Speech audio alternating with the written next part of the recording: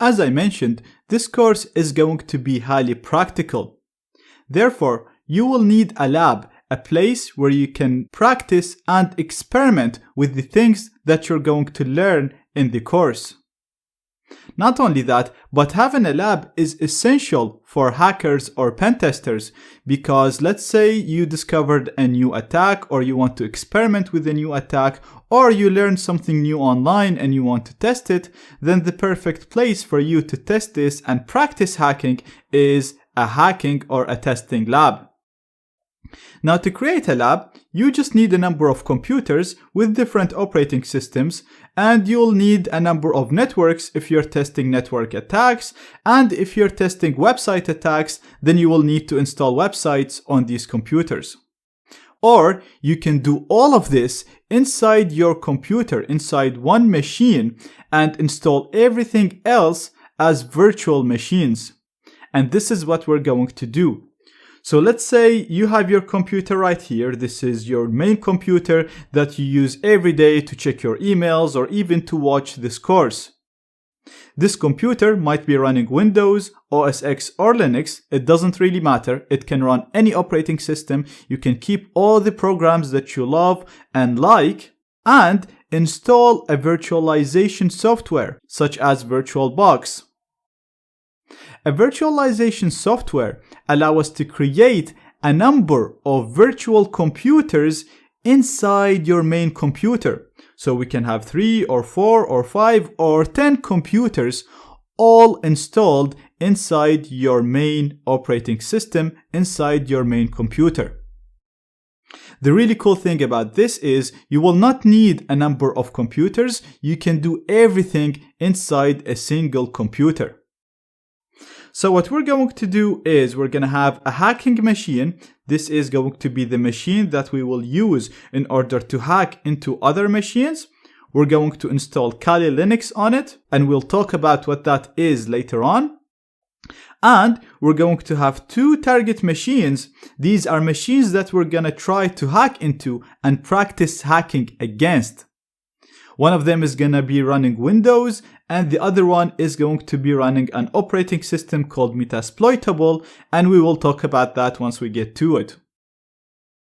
Now, it is very important to understand that you will not lose any functionality when you install an operating system as a virtual machine. You can use that machine exactly as if it's a real physical machine. So the really cool thing about using virtual machines, first of all, you're not going to lose any functionality. Second, all the machines are going to be isolated. So as we go through the course, we're going to be trying to hack into these machines, and we might actually break one of them. But that's fine. It will not affect your host machine. You will be able to easily fix this and go back to a snapshot of when the machine was working without affecting your main computer. The other cool thing is that you'll be able to have a number of different versions of each of these machines, and you'll be able to change the configuration easily, change the network settings, or switch between different states of these machines, and so on. So, by using virtualization, you will not lose any functionality, but you will gain so many cool features. And the main thing to keep in mind is your host machine, your main computer, will never be affected. It's completely isolated.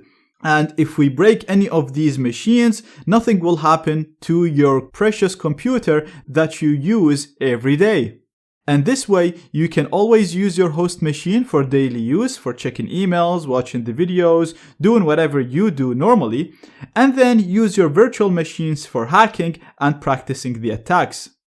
And this is what I actually do. So you can see I have my host machine running OS X, and I never use this for hacking. But right here I have VirtualBox, and as you can see I have a number of operating systems installed on it, and I can literally start any of them by selecting the one I want and just click on start.